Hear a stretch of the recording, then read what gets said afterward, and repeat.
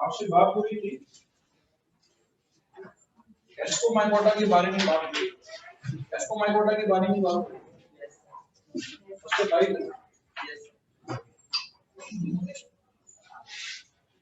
Ascomycota में आपको मैंने बता दिया था, सेक्सुअल रिप्रोडक्शन बता दिया। अच्छा, इसके अंदर देखिए एक मेंबर और भी है, यूनिसेलुलर मेंबर है और वो कहलाता है ईस्ट। ठीक है, इसका एक मेंबर है जो कहलाता है ईस्ट। ईस्ट के बारे में बात कर रहा हूं कि उसके अंदर रिप्रोडक्शन कैसे होती है। बाकी सारे मेंबर्स इसके मल्टी सेलुलर मेंबर्स हैं, ईस्ट जो है वो आपके पास यूनिसेलुलर मेंबर। लेकिन ईस्ट कैसा होगा और ये इसके न्यूक्लियाई हैं। इसमें होगा क्या कि दोनों ईस्ट जो है वो आपस में फ्यूज होंगे। ठीक है, दोनों ईस्ट आपस में फ्यूज होंगे और ट्रांसफर ऑफ न्यूक्लियाई करेंगे। ट्रांसफर ऑफ न्यूक्लियाई करेंगे।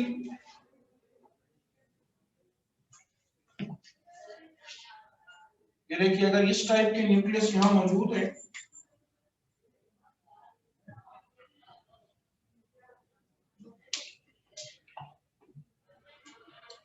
अब यहाँ पे न्यूक्लियाई जो है ट्रांसफर होंगे। फॉर एग्जांपल न्यूक्लियाई यहाँ पे आ जाए, सारे या कुछ न्यूक्लियाई इधर आ जाए। फिर उसके बाद क्या होगा, दो अपोजिट न्यूक्लियाई आपस में फ्यूज होंगे। ठीक है, दो अपोजिट न्यूक्लियाई जो है वो आपस में फ्यूज होंगे और फ्यूज होने के बाद वो मियोसिस करके 4 न्यूक्लियाई बनाएंगे। ठीक है, वो मियोसिस करके 4 न्यूक्लियाई बनाएंगे।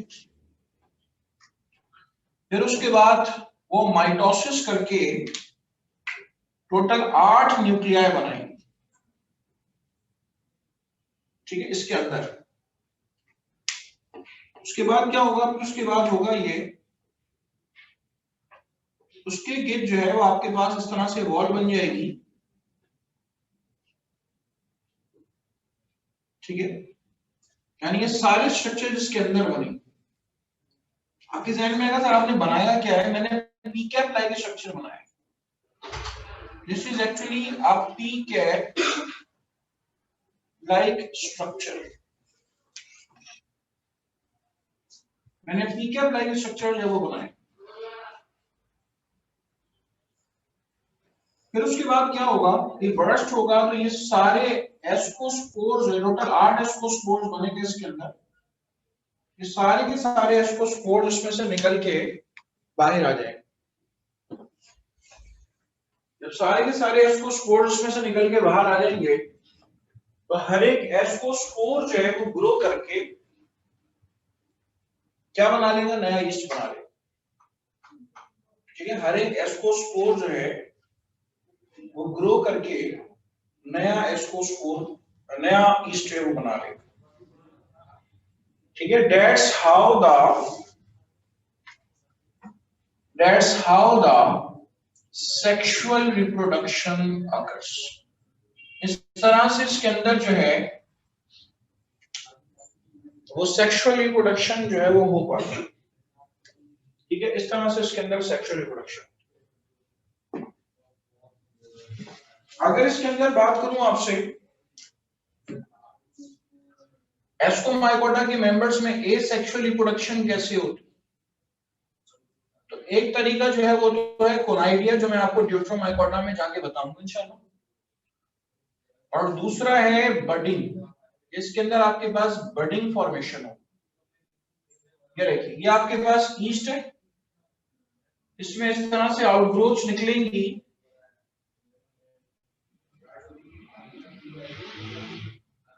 ठीक है, इसमें इस तरह से आपके पास आउटग्रोथ निकलेंगी। ये आउटग्रोथ जो है पेरेंट बॉडी से अलग हो जाएंगी। ठीक है, इस तरह से इसके अंदर आउटग्रोथ निकलेंगी। ये आउटग्रोथ पेरेंट बॉडी से जो है वो अलग हो जाएगी। और पेरेंट बॉडी से अलग होने के बाद सर मैं कमन आप लोग कहाँ बैठे हुए थे? सर वी वर प्रेइंग आप बाकी लोग कहाँ बैठे हुए थे? बुलाया नहीं आप लोगों को बगैर उसके क्लास शुरू कर जी बात। आप लोग आपसे नहीं बोला कि नमाज पढ़ के आ जाएंगे क्या क्या करें अभी हराम के ठीक है दोबारा से सुन लें। देखें एस्को माइकोटा का एक मेंबर ईस्ट भी है। दुनिया में बहुत सारी किस्म के बेटा ईस्ट जो है वो एग्जिस्ट करते हैं। ठीक है मैंने आपको ईस्ट एक बताया है इसका बायोलॉजिकल नेम होता है सैक्रोमाइसिस सेरिविजिआई। ठीक है सैक्रोमाइसिस सेरिविजिआई। ठीक है ये एक तरह का ईस्ट। तो इसके अंदर सेक्सुअल और एसेक्सुअल रिप्रोडक्शन इस ग्रुप के मेंबर्स में होती है। आ जाओ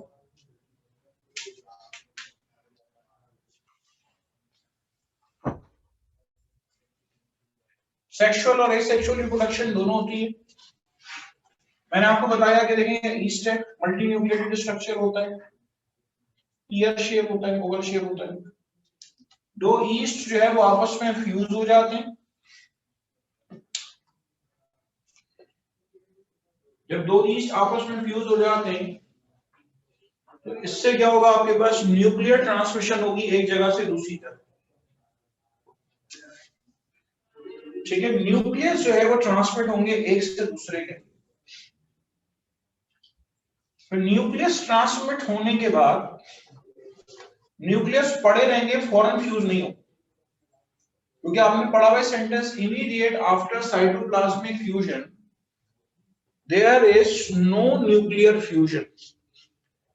साइटोप्लाज्मिक फ्यूजन के फौरन बाद न्यूक्लियर फ्यूजन फौरन न्यूक्लियर फ्यूजन जो है वो नहीं होगा। ठीक है तो यहां पर आपके पास क्या होगा यानी कि आपके पास साइटोप्लाज्म जो फ्यूज हुए हैं इनके न्यूक्लियर फौरन फ्यूज नहीं होंगे वेट करें पड़े रहे। फिर क्या होगा इनके न्यूक्लियर आपस में फ्यूज होंगे या फ्यूज होना दिखाया। चार न्यूक्लियाई बनाएंगे चार के बाद आठ न्यूक्लियाई बनाएंगे 1 2 3 4 5 6 7 8। फिर इनकी एक वॉल बन जाएगी। ये वॉल जैसी बनाई है पी कैप शेप ऐसी भी हो सकती है। ठीक है ऐसी भी हो सकती है। ठीक है ऐसी भी हो सकती है ऐसी भी हो सकती है। तो डिपेंड करता है कि आपके पास इसके गिर्द कैसी वॉल बने।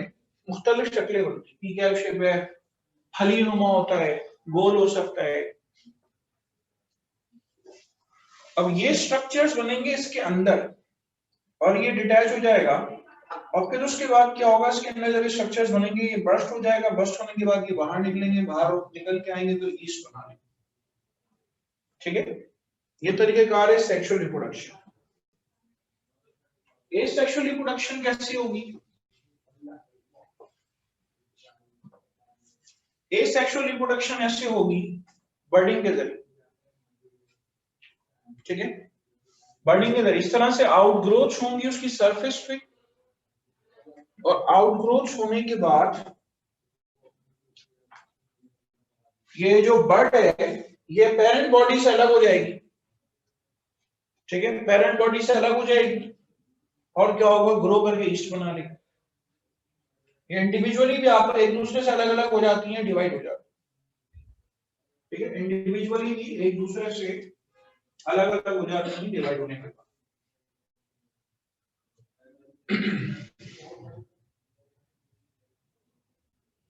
चलें तो ये आपके पास क्या है? ये आपके पास है ईस्ट के अंदर रिप्रोडक्शन। चलें इसके बाद आइए फर्दर। अच्छा इसके अंदर एसेक्सुअल रिप्रोडक्शन एक तो बड़ी के जरिए होती है कोनाइडिया फॉर्मेशन के जरिए। कोनाइडिया आपको इंशाल्लाह ड्यूट्रोमाइकोटा के अंदर होता है। नोट करना है आप इसको करें।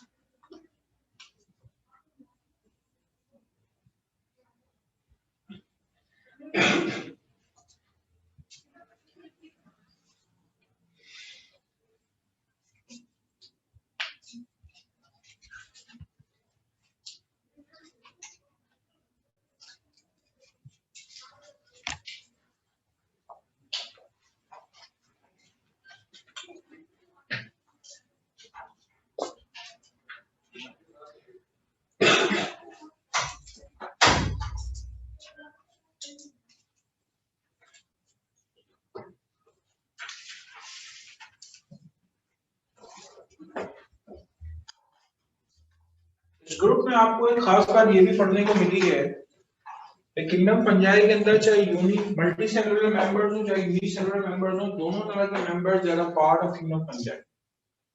ठीक है, ये खास बात है कि दोनों तरह के जो मेंबर्स हैं वो किंगडम फंजाई का जो है वो हिस्सा हो।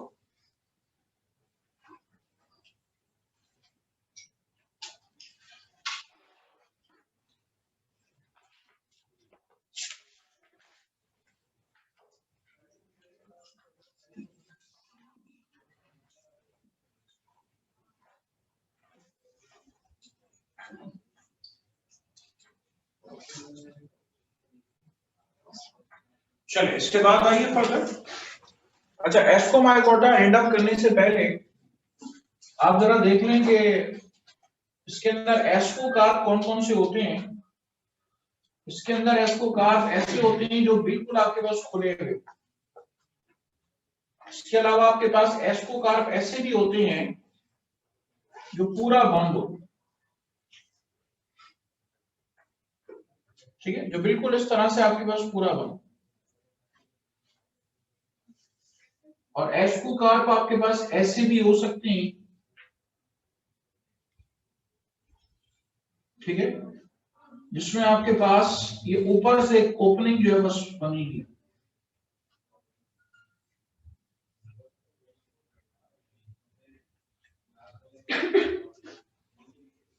दिस इज एपो या apothecium, this is perithecium and this is क्लीस्टोथीकियम।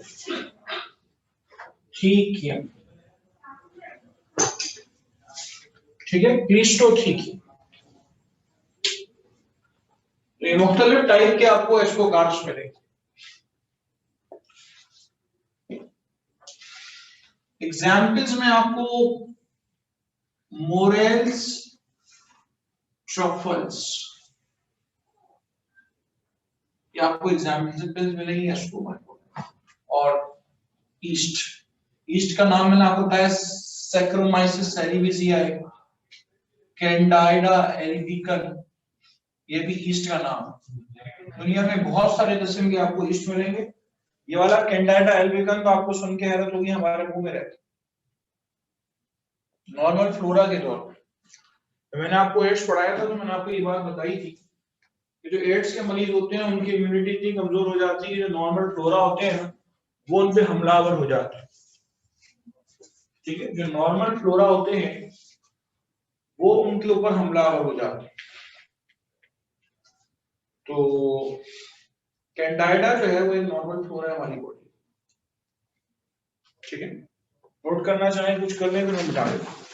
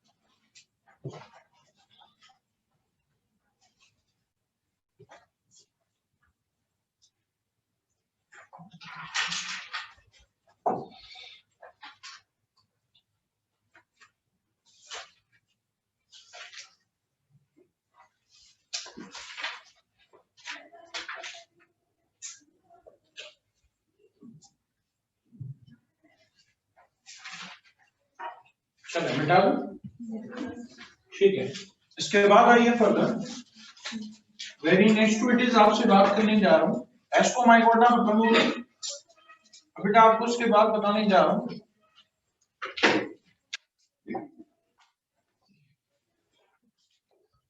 Deuteromycota, जो है वो आपको बताने जा रहा हूँ ड्यूट्रोमाइकोटा की क्या है।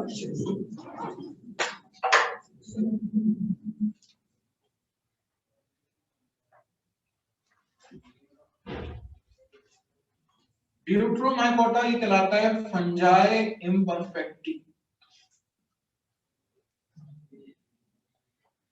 मैंने आपको ये बात बताई थी कि ये निकाले हुए एस्कोमाइकोटा के मेंबर्स हैं। इसकी रिनाउन एग्जाम्पल में आपके पास आ जाता है पेनिसिलियम, ठीक है, एस्परगिलस। अच्छा, अभी जो मैंने आपको एस्कोमाइकोटा कराया है ना, उसकी एक एग्जाम्पल न्यूरोस्पोरा क्रेसा है, वो भी याद रख लीजिए। पूरा नाम मैं इसका लिख रहा हूं, ये बहुत पूछा जाता है। न्यूरोस्पोरा क्रेसा के ऊपर मुख्तलिफ जेनेटिक इंजीनियरिंग के एक्सपेरिमेंट्स होते हैं। फंजाई को इस पढ़ने की कोई वजह है, आप देखें, आप ऑगमेंटिन हर एक ने खाई होगी, वो इस फंगस से हासिल होगी।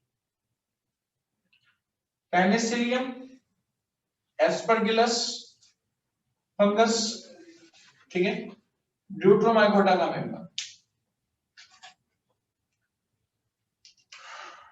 टोटली लैक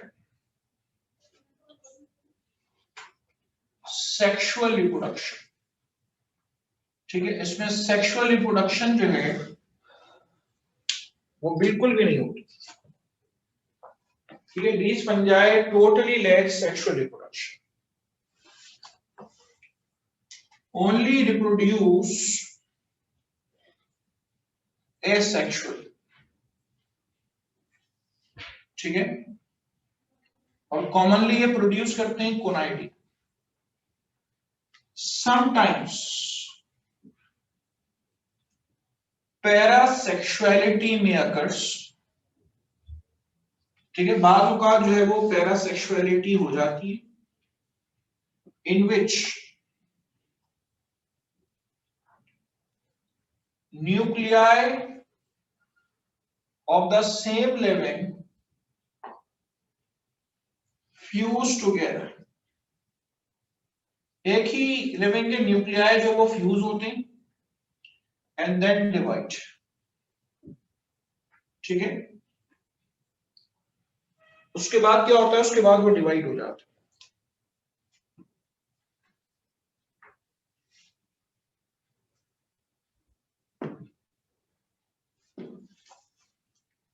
ठीक है, उसके बाद जो है वो डिवाइड हो जाता है।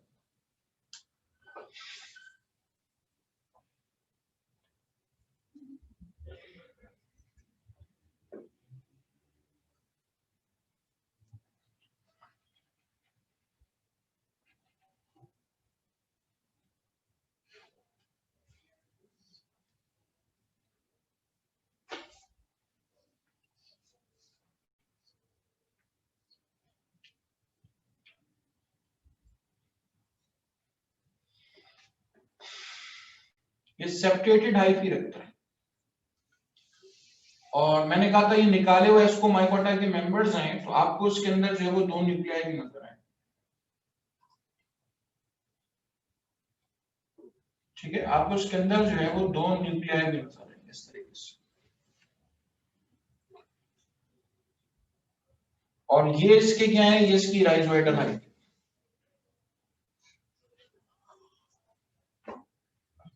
ठीक है, these are the rhizoidal hyphae, these are stolon hyphae, this is conidiophoral hyphae। ठीक है, conidiophoral hyphae, और यहाँ पे इसके टिप के ऊपर क्या बने हुए मिलेंगे आपको, आपको उसके टिप के ऊपर जो है कोनाइडिया बने हुए मिलेंगे।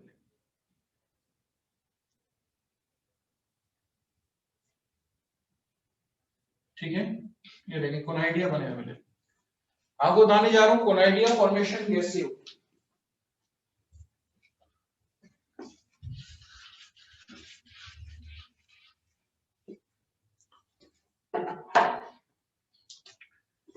ये देखिए, ये सबसे कोने का हाइफा है, ये आपको सेप्टा नजर आ रहा है। अगर किसी को अभी तक ये बात याद नहीं हुई है तो अभी याद कर ले, इसके जो सेप्टा होते हैं ना वो परफोरेटेड होते हैं। ठीक है, इसके सेप्टा जो होते हैं वो परफोरेटेड होते हैं। साइटोप्लाज्म फ्लो करके आता है कोने में। ठीक है, कोने में आता है, और ये जो सेप्टा होते हैं फिर बंद हो जाते हैं। साइटोप्लाज्म जब फ्लो करके आता है तो ये क्या होता है, ये थोड़ा मोटा हो जाता है। मजीद साइटोप्लाज्म फ्लो करके आता है इस तरीके से, ये मोटा हो जाता है। ठीक है, इस तरीके से मोटा हो जाता है। तो बन के क्या सामने आता है, बन के आता है आपके पास, ये बनकर आता है, this results in the form of the result the formation of chain of beads.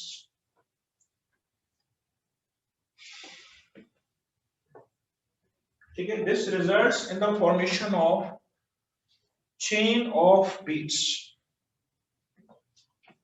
ये चेन ऑफ बीड्स बन जाते हैं।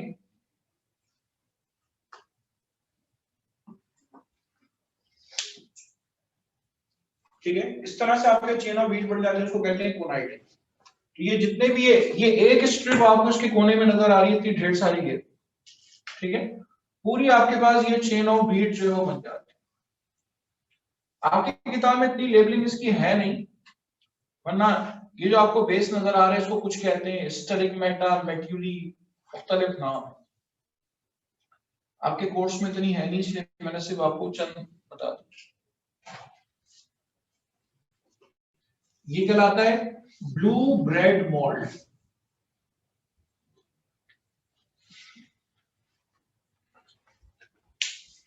इसकी बकायदा आपको फर्स्ट ईयर के अंदर स्लाइड भी बनाना होता है। ठीक है, टेम्पोररी स्लाइड भी बनाना होती है, और स्पॉटिंग में परमानेंट स्लाइड भी इसकी आती है। ठीक है, चलें, और कोनाइडिया के जरिए इसके अंदर जब ये कोनाइडिया मेच्योर हो जाती हैं तो ये बर्स्ट हो जाते हैं और स्पोर्स गिर जाते हैं आपके पास जमीन पे और फिर ग्रो करके दोबारा से क्या करेंगे ऑर्गेनिक मैटर पे फेवरेबल कंडीशन मिलने पे ग्रो करके दोबारा से पेनिसिलियम बना ले। ठीक है, कर लें नोट।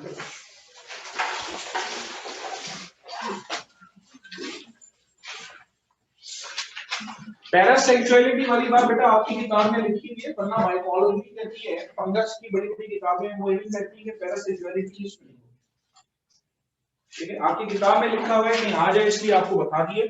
इसके अंदर कभी कभार इसके अपने न्यूक्लिया, ये देखें इसके अपने न्यूक्लिया आपस में फ्यूज हो जाते और नए न्यूक्लिया बना लेते।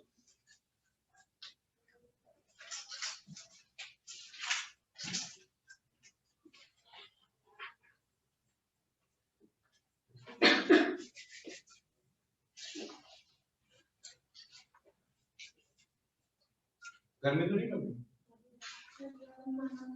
हाँ कर ले फोन, फैन से ऑन करें, मैं तो 11 फैन बंद था।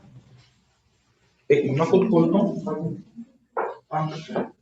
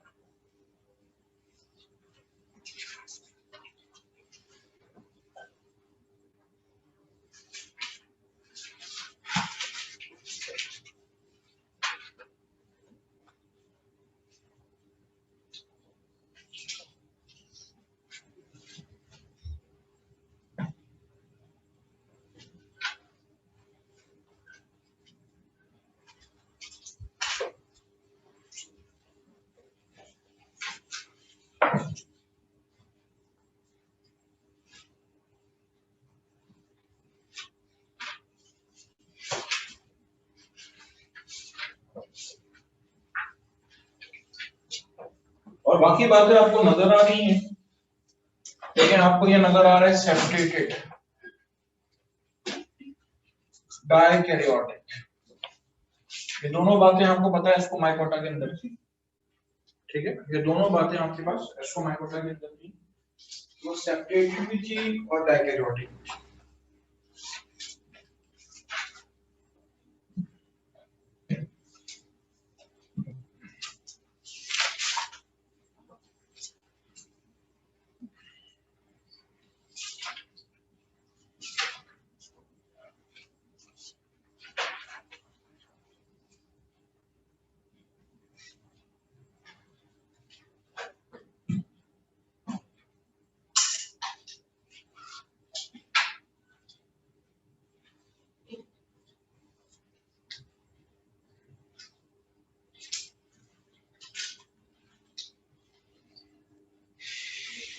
चलिए आगे बढ़ जाओ, ठीक है। इसके बाद आइए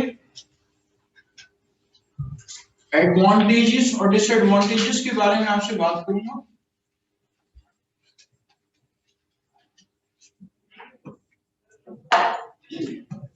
सबसे पहले डिसएडवांटेजेस, डिसएडवांटेजेस में आपके पास फंगल डिजीजेस के बारे में बात करूंगा। जरा अपने जहन में जो फंगल डिजीज है, अपने जहन में खामोशी से एक बच्चा रिकॉल कर दे, कौन कौन सी फंगल डिजीज आपको पता है?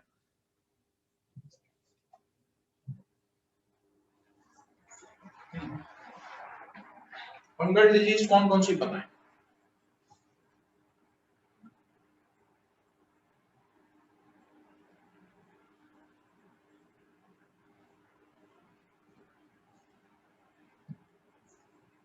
बोले आपको फंगल डिजीज कौन कौन सी?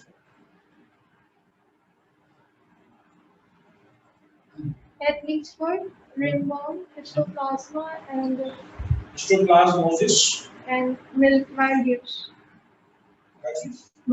Mildews. माइल्ड्यूस, डाउनी और पाउडरी माइल्ड्यूस और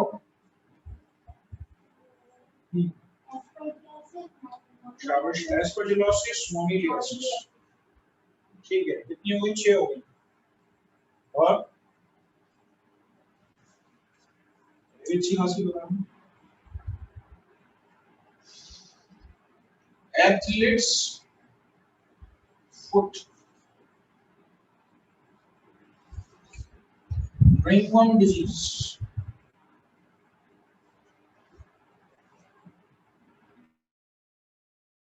एस्परजिलोसिस मोनिलियोसिस और माइल्ड्यूस, और ये बताएंगे हिस्टोप्लाज्मोसिस, हिस्टोप्लाज्मोसिस,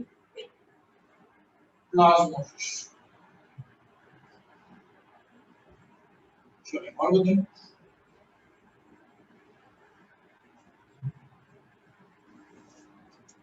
हिस्टोप्लाज्मोसिस।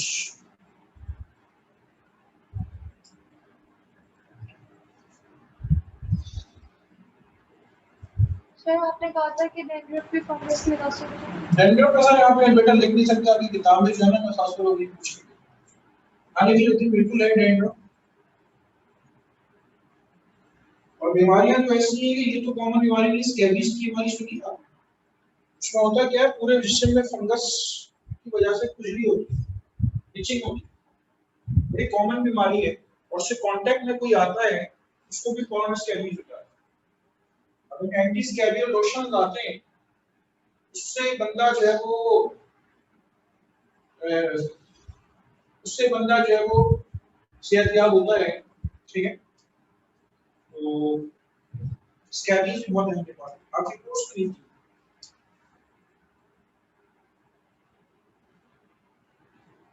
एर्गोटिज्म, मुख्तलिफ अनाज वगैरह जो स्टोर कर लेते हैं, जखीरा अंदोजी कर लेते हैं, तो उसमें फंगस लग जाता है। ठीक है, फंगस लग के जो है वो एक अल्कलॉइड बनाता है जिसका नाम है एर्गोट अल्कलॉइड।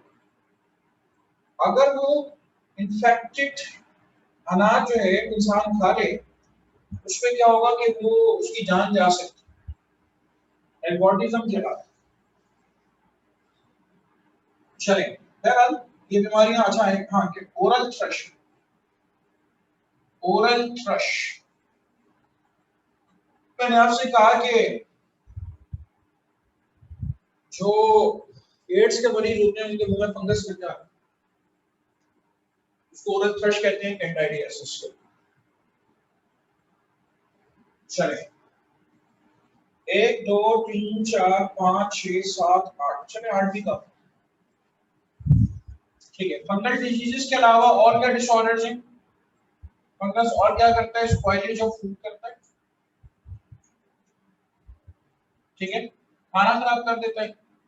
फल वगैरह में फंगस लग जाता है, अक्सर ऑरेंज पे लग जाता है। ठीक है, और spoilage of fruits and vegetables. दुनिया का सेकंड डिकम्पोजर होता है spoilage of fruits and vegetables।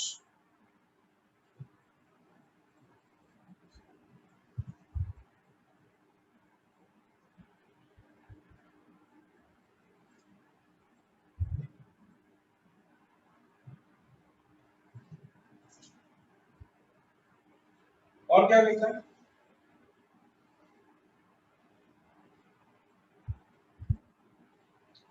ठीक है, एडवांटेजेस जरा देख लें। आपके सामने पेनिसिलियम फंगस है, इससे हम एंटीबायोटिक हासिल करते हैं।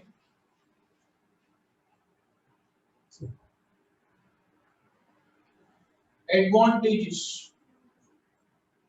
मेडिसिन की तैयारी में मदद देता है। ठीक है, मिसाल के तौर पे पेनिसिलिन, पेनिसिलिन एंटीबायोटिक। और फंगस का क्या काम है? ग़िज़ा के तौर पे इस्तेमाल होते हैं, फॉर एग्जांपल मशरूम्स। ठीक है, और बताएं इसके अलावा बेकिंग इंडस्ट्री में रोल प्ले करते हैं। बेकिंग इंडस्ट्री में देखिए ईस्ट इस्तेमाल होता है। ईस्ट क्या करता है? फर्मेंटेशन करता है, उससे क्या होता है? कार्बन डाइऑक्साइड बनती है। जो कार्बन डाइऑक्साइड बनती है वो ब्रेड, डफ, राइस कोस करती है। ठीक है, जो आटा होता है उसको फैलने में मदद देती है। दिस कॉजेस द ब्रेड डफ राइस। जब ब्रेड डफ राइस कोस करती है तो इसमें आपके पास ब्रेड बनाने में बेकिंग इंडस्ट्री मदद। आप लोग क्या कह रहे थे? डिकम्पोजर्स। ठीक है, second best decomposers, second best decomposers of the world है। इसके अलावा सिंथेसिस ऑफ अल्कोहल। ठीक है, वाइन प्रोडक्शन या अल्कोहल प्रोडक्शन जो है ये उसमें मदद है। चलिए और इसके अलावा बताएं इसमें।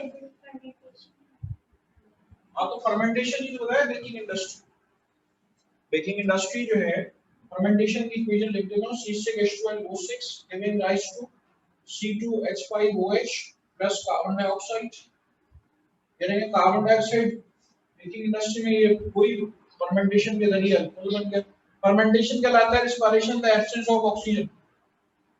ठीक है, फर्मेंटेशन के जरिए अल्कोहल बन रहा है, फर्मेंटेशन के जरिए ही आपके पास ग्रेटर प्राइस है। एंड किसी के ध्यान में आया कि सर इसका मतलब है डबल रोटी में अल्कोहल होता है और उसके अंदर अल्कोहल यूज नहीं करते, अल्कोहल इवेपोरेट हो जाता है। ठीक, चले और बताएं इसके अलावा। ठीक है, ये इसकी एडवांटेजेस हैं और डिसएडवांटेजेस आपको पता होनी चाहिए। और एक दो बातें और भी याद रखिए। हिस्टोप्लाज्मोसिस जो है ये फंगस खास तौर पे बर्ड स्पीशीज में होता है, मैंने आपको पीछे बताया। एस्परजिलोसिस अक्सर पूछा जाता है, ये ईयर लंग डिजीज। मोनिलियासिस क्या है? मोनिलियासिस स्किन माउथ गम डिजीज। ठीक है, और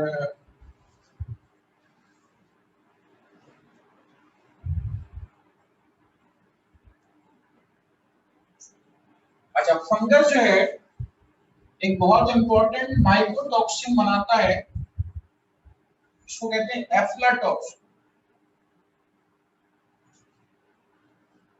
एफ्लाटॉक्सिन बनाता है, अगर ये जिस्म में चला जाए तो बॉडी में गैंग्रीन हो जाती है, कन्वर्जन्स आते हैं यानी कि झटके पड़ना शुरू होते हैं और मे भी आपके पास डेथ हो।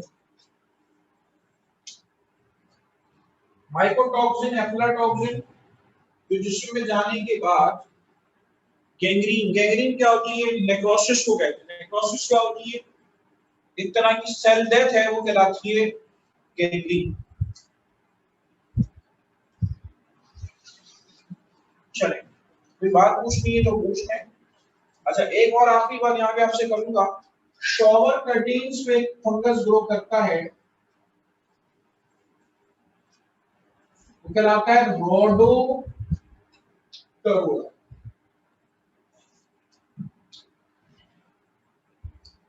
शॉवर कर्टेन्स पे एक फंगस ग्रो करता है, उस फंगस का नाम है रोडोप्टेरा। शॉवर कर्टेन्स जो है उसके ऊपर एक फंगस ग्रो करता है और वो कहलाता है आपके पास रोडोप्टेरा।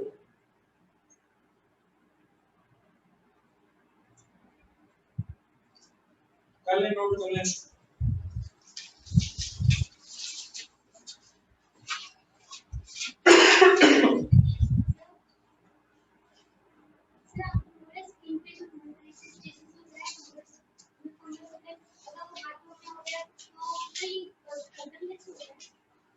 एंटीफंगल ऑइंटमेंट्स,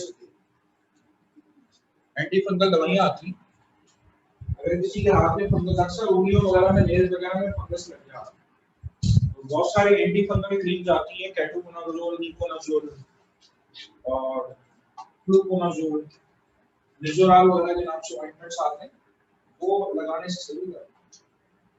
ठीक है, उसमें ये होता है कि फंगस में थोड़ा टाइम, और जो लोग डैंड्रफ, जो भी शैम्पू बनाने वाली कंपनी एंटी डैंड्रफ की बातें करती है, वो दरअसल उसमें एंटी फंगल दवाइयां नहीं बनाती।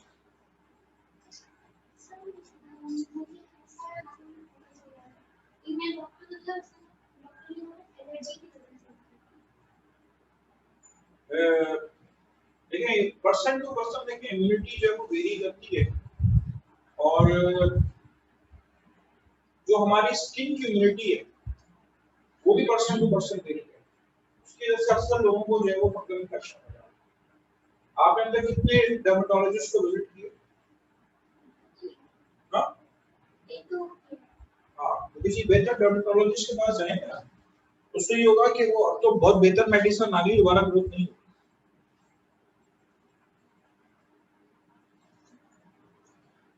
आप अक्सर सुनते हैं हेड एंड शोल्डर में पता नहीं कितने इश्तेहार बना चुके हैं, उनका क्या काम है? एंटी फंगल यूज कर रहे हो, बालों में जो डैंड्रफ होती है एंटी फंगल यूज कर रहे हो।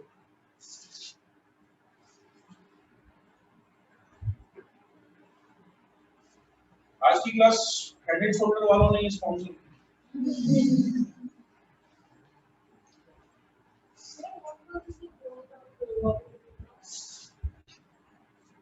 shower curtains,